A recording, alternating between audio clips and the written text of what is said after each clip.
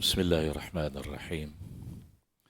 الحمد لله رب العالمين، والصلاة والسلام على أشرف الأنبياء والمرسلين وعلى آله وصحبه أجمعين.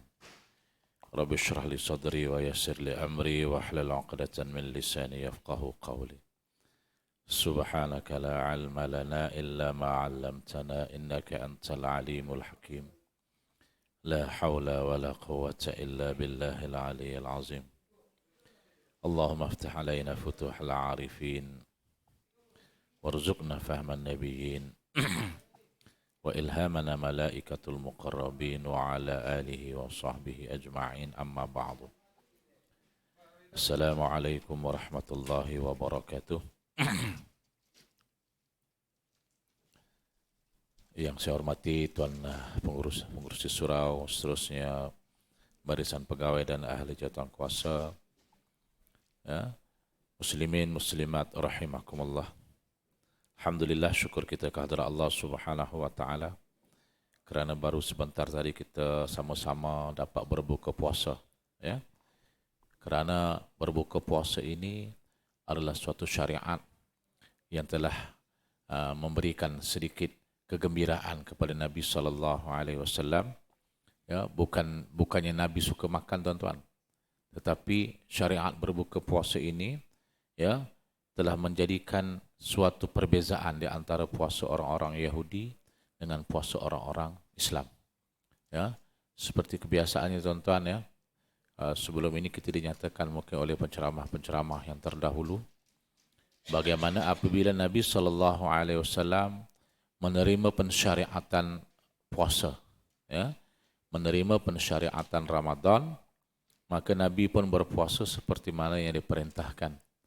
Namun begitu, umat Islam ini telah diejek, telah diejek-ejek dan telah dibanding-bandingkan, ya, dengan orang-orang yang terdahulu mengatakan bahawa, ya Muhammad, kamu kata kamu adalah pembawa kepada agama yang baru. Tetapi rupa-rupanya kamu ni sama aja. Kalau dulu kami berpuasa, sekarang kamu pun berpuasa. Tak ada beza.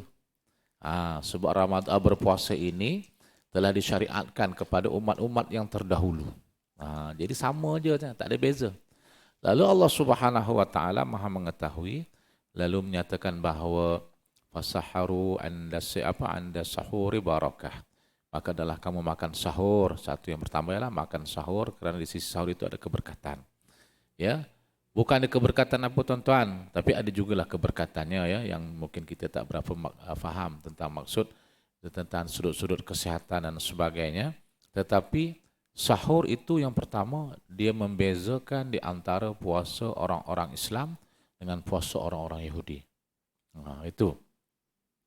Kemudian dengan keadaan berbuka dan sebagainya. Jadi, tuan-tuan, itu di antara beberapa perkara yang menyeronokkan baginda Nabi sallallahu alaihi wasallam.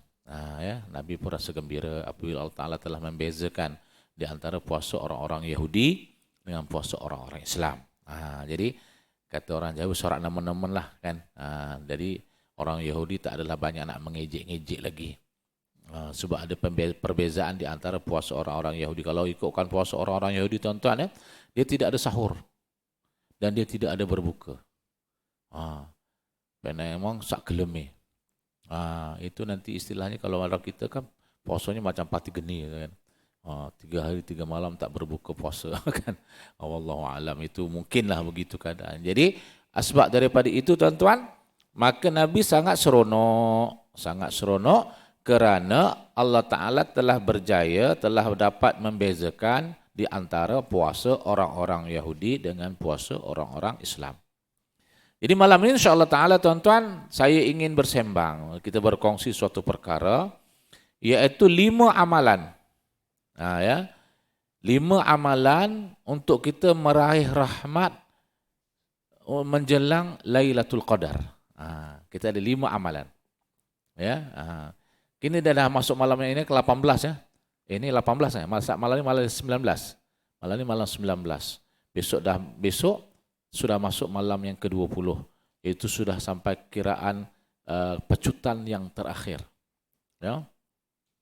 Seperti mana yang kita dimaklumkan oleh ulama-ulama mengatakan bahawa syahrul Ramadan awwaluhu rahmah. Rahmat. Kan rahmat kita dah dapat. Kan? Ya, rahmat kita dah dapat. Okay, Amir Sam, Aceh Masya-Allah. Welcome. Ya. Kemudian awalnya itu rahmat. Kita dah dapat rahmat dah. Rahmat ni tuan-tuan, semua orang tahu rahmat ni macam mana. Surau dapat rahmat. Jamaah melempar ruah. Ya, more melambat-lambat ada, itu rahmat Allah Taala bagi kepada mereka yang cenderung untuk melaksanakan ibadah kepada Allah Subhanahu wa taala.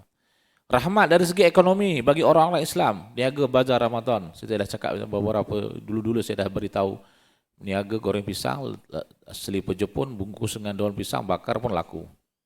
Laku tuan-tuan. Lagi apa? Itu rahmat bagi mereka. Ya, wa awsatuhu maghfirah. Dan pertengahannya itu adalah pengampunan. Ini dah mula. Dah mulalah. Saf dah mula renggang. Itu maghfirah. Ya, sebab tidak semua akan mendapat peluang untuk mendapat pengampunan Allah Subhanahu wa taala. Ini maghfirah. Dan yang ketiga adalah itqun minan nar. Maknanya pelepasan daripada api neraka. Inilah yang kita sekarang nak tuju tuan-tuan. Malam ni malam 19, malam besok 20. Itqun minan nar ini sekarang kita nak prepare. Jadi Nabi SAW telah menggaris pandukan 5 amalan. 5 amalan, ya tuan-tuan, kalau kita nak dapat keberkatan Lailatul Qadar. 5 amalan. Tak banyak tuan-tuan, 5 aja. 5 aja. Jadi kita spend masa daripada 360 hari something dalam masa setahun, kita spend masa 10 hari. 10 hari je tuan-tuan. Tak payah pening-pening kepala. 10 hari inilah kita nak OT amal. OT tuan-tuan. OT. Kita nak OT amalan. Jadi dengan 5 perkara ini mudah-mudahan Allah Subhanahu wa taala akan melimpahkan rahmat dia kepada kita insya-Allah, ya. Jadi apa amalan dia tuan-tuan? Ya, insya-Allah taala, ya, apa amalan dia? Ini pun sekarang kita sedang kejar masa. 8.32 ya. 8.32 kita berhenti. 8.30 kita berhentilah. Untuk azan masuk tarawih kan. Jadi saya 8 rakaat, saya bergeraklah ya. 8 rakaat saya sambung witir. 3, takut-takut nanti malam ni tak sempat witir, balik-balik tiba-tiba tak kong ke apa ke kan. Mungkin malam ni malam terakhir kita kena buat witir tuan ya. Witir wajib tuan ya. Bagi saya lah, witir wajib. Tarawihnya 8 sambung 20 itu afdalnya kan. Ya. Jadi tuan-tuan, kalau contohnya larat buat 8, kalau larat buat 20. Sebab Imam Malik, zaman Imam Malik memerintah Madinah, solat tarawih di Madinah berapa? 36 rakaat. 36 rakaat dekat Madinah. Siapa kata Madinah tu 8? Oh, suka-suka. Dekat Madinah 36 rakaat. Dulu masa zaman Imam Malik. Apabila Imam Malik wafat, khalifah telah menjadikan dia 20 semula. Tak apa. Baik, apakah amalan 10 malam yang terakhir yang dinyatakan oleh Rasulullah? 5 amalan untuk meraih rahmat Allah Subhanahu wa taala menjelang Lailatul Qadar. Yang pertama, menghidupkan malam dengan mengerjakan ibadah solat serta membaca Al-Quran. Ini jelas. Ya. Sabda Nabi SAW yang diriwayatkan oleh Abu Hurairah, Nabi SAW bersabda, sesiapa yang bangun malam Lailatul Qadar dengan penuh keimanan dan perhitungan, akan diampunkan dosa-dosanya yang lalu. Man qama Lailatul Qadri imanan wa ihtisaban, ghufira lahu ma taqaddama min zambi. Ini jelas. Ini kata orang tu ulama dah ittifaq dah. Jumhur ulama mengatakan barang siapa yang berusaha membangunkan malamnya itu dengan ibadah, ya, malamnya qiyam, siangnya siam, malamnya qiyam, ya, dengan bertujuan untuk mendapat rahmat Allah dan keberkatan daripada Allah, maka Allah Ta'ala akan letakkan diri mereka ini bangun, dibangkitkan semula, kembali kepada Allah, sama seperti mana anak-anak yang baru dilahirkan. Walaupun dalam seusia hidupnya di dunia itu 60 tahun jadi ahli maksiat. 60 tahun kerjanya teler aja, kerjanya nikam ekor judi, kerjanya main perempuan 60 tahun.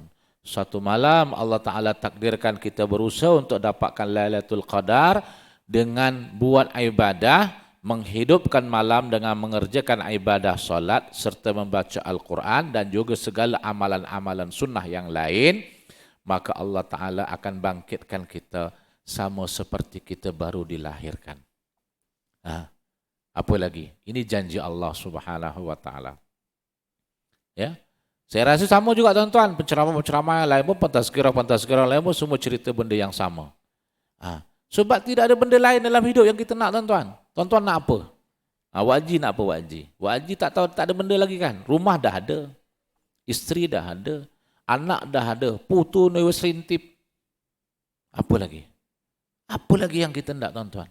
Tak ada benda dah dalam hidup kita ni melainkan mendapat keberkatan Allah Subhanahu wa Ta'ala. Itu aja.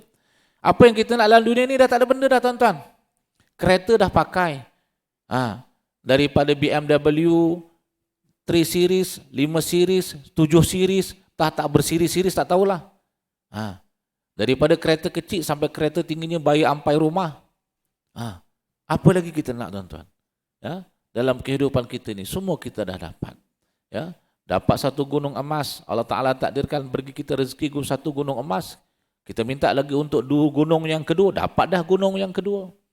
Dah minta lagi gunung yang ketiga, dah dapat dah gunung yang ketiga. Jadi setelah sampailah masanya kita berada di penghujung usia kita tuan-tuan. Kita yakin tuan-tuan, adakah kita akan hidup untuk tahun depan? Tak ada. Tak yakin tuan-tuan. Tak ada siapa pun boleh bagi confirmation. Ropolah, alon-alon aja lah ya. Kita ni mensyok ke tahun depan kita buat betul-betul lah.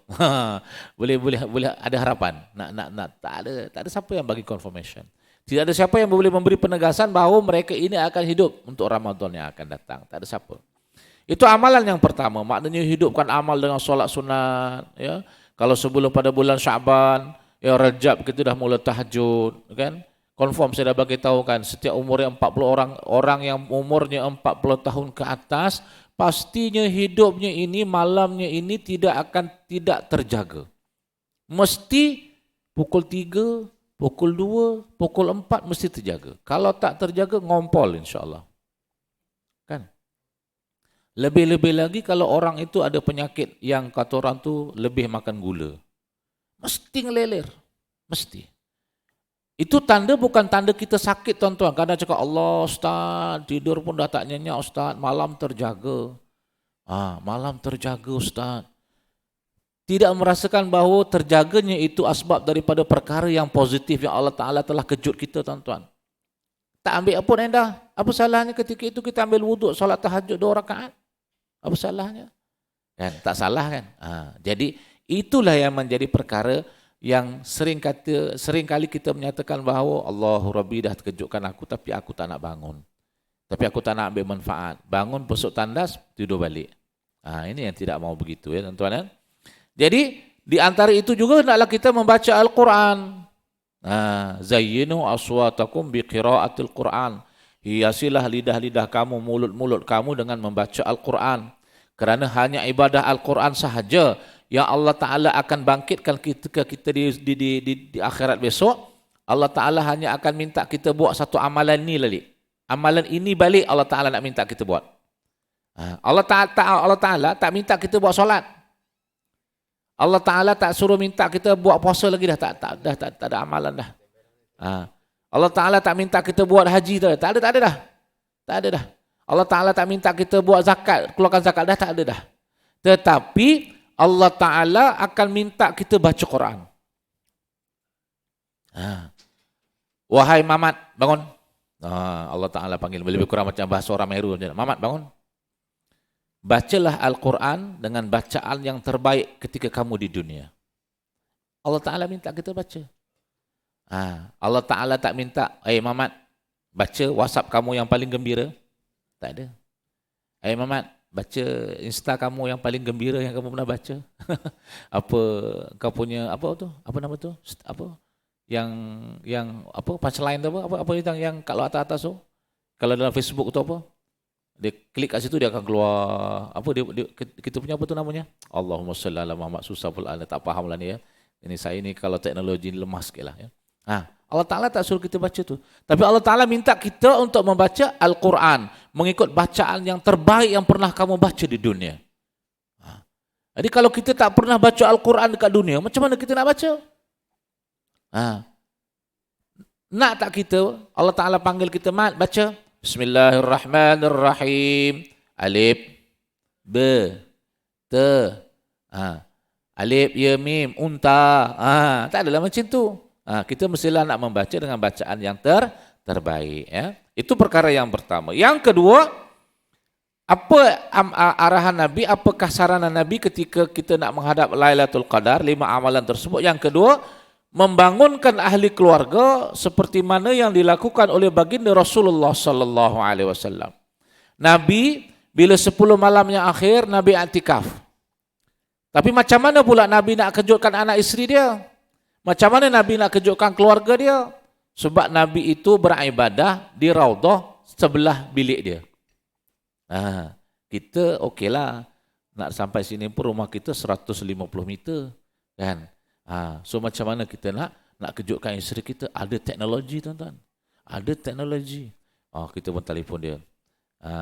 Yang dah bangun belum? Kejut anak-anak tu. Kejut anak-anak. Kaedah ada teknologi kan? Tak payahlah kita nak pergi patah balik 150 meter, kita dah i'tikaf kat surau itu terus pergi sana. Bangun. Kan? Taklah macam tu. Ada teknologi. Set alarm. Set alarm. Lagi apa? Teknologi itu yang harus kita ikut tuan-tuan. Jadi saranan Nabi sallallahu alaihi wasallam ya, Nabi akan kejutkan keluarganya tatkala 10 malam yang terakhir. Kerana Nabi mahu seluruh ahli keluarganya itu menghidupkan malam-malam itu dengan membuat perkara-perkara yang diredai atau mendapat keberkatan daripada Allah Subhanahu wa taala. Kadang-kadang kita ni satu masalah kita. Kita i'tikaf kat masjid, kita i'tikaf kat mana-mana, rumah kita bangkong. Kita biar je macam tu. Biar je tuan-tuan. Kita pun buat ibadah lah pulun bagi nak gila kan, i'tikaf baca Quran dengan baca sembahyang tahajudnya, sembahyang hajatnya, sembahyang tasbihnya, sembahyang apa, tapi dekat rumahnya ngelundung aja. Tak nak macam tu tuan-tuan. Sebab amalan Nabi sallallahu alaihi wasallam, Nabi akan kejut isteri-isteri dia tatkala 10 malam yang terakhir. Ya. Di depan dia itu rumah Aisyah. Di depannya rumah Hafsah. Agak-agak tuan-tuan boleh tak? Bilik ni isteri pertama, bilik ni isteri kedua. Bilik belakang isteri ketiga, tingkat atas isteri yang keempat.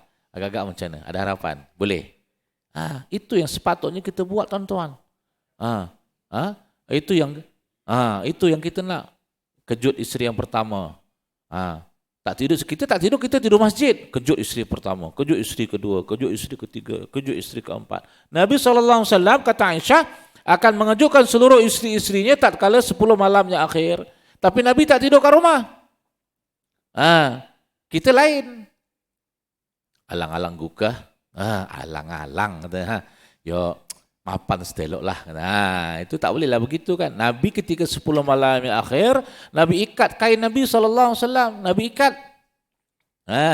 Dah tak ada dah, kata orang tak ada point dah. Isteri pun cakap balik dulu lah bang. Tak apa, balik makan ambil bekalan sahaja. Lepas tu Nabi SAW iktikaf balik dekat masjid. Ya.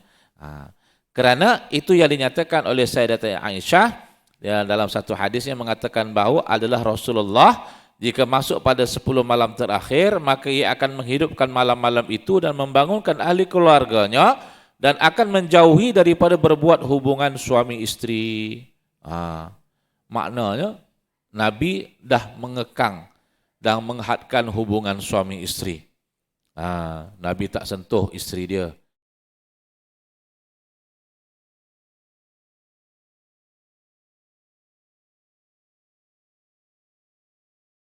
Rumah cakap macam mana, yang rumah macam mana, anak-anak macam mana. Alhamdulillah. Ada tak lauk untuk sahur malam ni? Ada. Okey, alhamdulillah. Abang nak ke masjid ni, jangan lupa kejut anak-anak ya malam ni. Kita sama-sama buat qiyam ya. Saya buat dekat masjid, awak buat dengan anak-anak kat rumah. Buat macam tu. Sebab itu amalan Nabi SAW. Itu amalan yang kedua.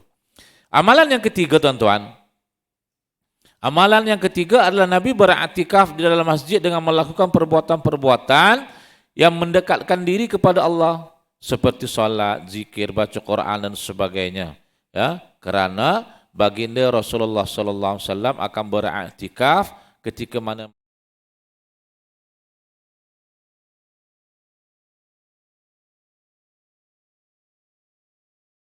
nak risau tuan-tuan.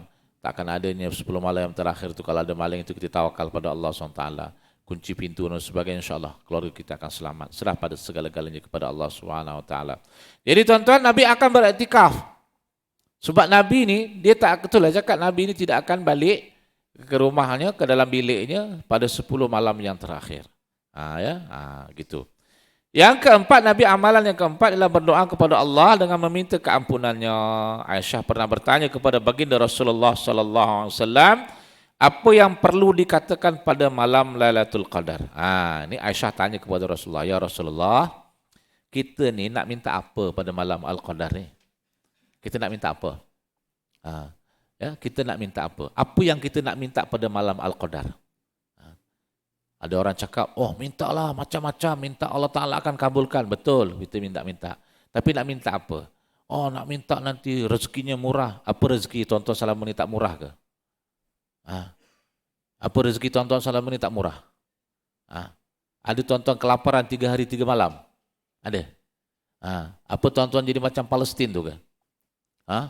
Nak sembahyang aja ke negari. Sembahyang tarawih datang polis, datang askar, tangkap. Oh, pengurusnya kena tangkap. Udah kena tangkap, kena ganden pula tu ya. Dipelangkung lagi yang semuanya. Itu. Ada kita. Apa kita nak minta pada malam Al-Qadar?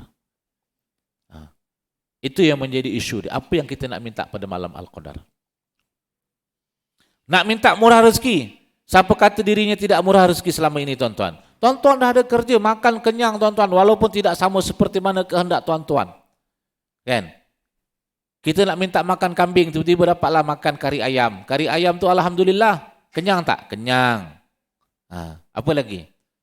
Tuan-tuan nak pakai BMW 7 Series, siap ada driver, tiba-tiba dapat pakai Myvi aja. Okey tak? Okey lah. Kadang-kadang kita apa yang kita nak dalam dunia ini tak dapat seperti mana apa yang kita nak. Adakah itu dikatakan kita tidak murah rezeki? Adakah itu yang kita katakan Allah tak sayang kat aku nak minta A dapat B, aku nak minta isteri 3 dapat 1 je. Contoh kalau yang itulah contoh kan. Minta doa, ya Allah ya Tuhanku, ya 7 kali pergi umrah, pergi haji tuan-tuan ya. Doa, ya Allah ya Tuhanku, ya Allah lorongkanlah aku ya Allah menjadi seorang suami yang sangat adil kepada isteri-istrinya. Isteri seorang je kat rumah tu. Isteri-istrinya kepingin kan, teringin. Adakah itu dikatakan kita tak dapat apa yang kita tak mampu nak dapat tu, adakah kita rasa itu perkara yang perlu kita ada? Itu tuan-tuan. Jadi apa yang perlu kita minta? Nabi sallallahu alaihi wasallam ya telah ditanya oleh Aisyah, apa yang kita nak minta pada malam Al-Qadar? Aisyah tanya. Isteri baginda Nabi tanya kepada Nabi sallallahu alaihi wasallam, apa yang kita nak minta pada malam Al-Qadar? Katakanlah wahai Aisyah, ya Allah, sesungguhnya Engkau Maha Pengampun lagi Maha Mulia, ya, dan suka kepada pengampunan, maka ampunilah aku. Itu je tuan-tuan. Itu je. Minta Allah Ta'ala ampun. Nabi perintah Aisyah doa pada malam Al-Qadar, Allahumma innaka afun karim, tuhibbul afwa fa'fu anna wa an walidina wa an jami'il muslimina wal muslimat birahmatika ya arhamar rahimin. Pak Bilal, Pak Imam selalu baca doa ni kan. Tuan-tuan 30 malam kalau puasa 30, kalau tarawihnya 30 malam, itu je doa. Kenapa? Ya Allah, cakap, Mam, doalah lain, Mam. Asyik itu je, daripada aku sekolah tadika sampai nak mati ni, Mam, itu je doa. Tak ada doa lain ke? Ubahlah sikit, Mam. Ya Allah, ya Tuhanku, Kau jadikanlah seluruh jamaah surau ini mendapat Mercedes. Sekian. Kurniakanlah kepada kami, ya Allah, limpahan rezeki yang melambak-lambak, yang melempah-lempah. Kenapa? Allahumma innaka afuwun tuhibbul afwa. Kenapa doa itu? Ubahlah sikit. Cakap dengan ulama-ulama, karang doa.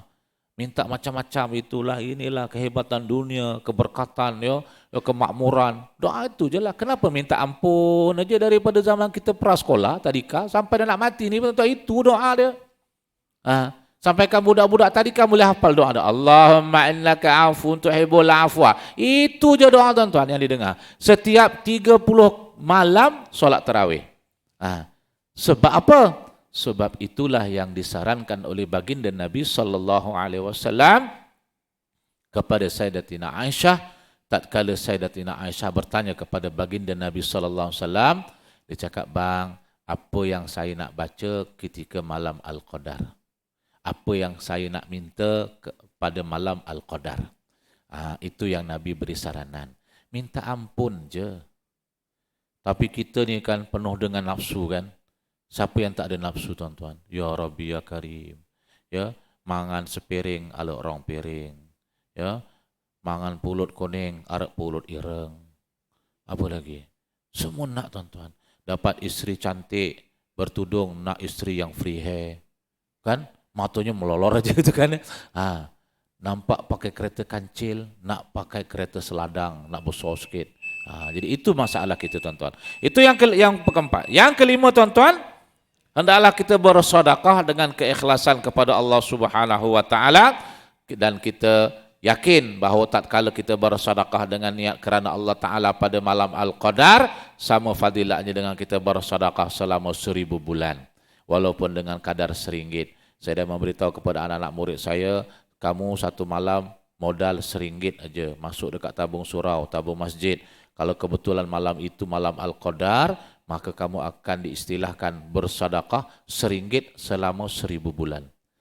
Kalau tuan rasa macam mana sedekah 1000 bulan tuan-tuan, tabung tu letak kat situ, tuan-tuan masuk 1000 bulan berapa malam ya? Kira berapa malam, calculate 1000 malam, buat macam tu ya.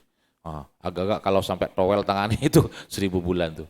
Tuan-tuan. Jadi tuan-tuan, saya rasa cukuplah setakat itu saja. InsyaAllah ta'ala kita akan sambung dengan solat Isya, disambung dengan solat tarawih. InsyaAllah rebutlah peluang tuan-tuan, jangan sampai tak solat tarawih tuan-tuan ya.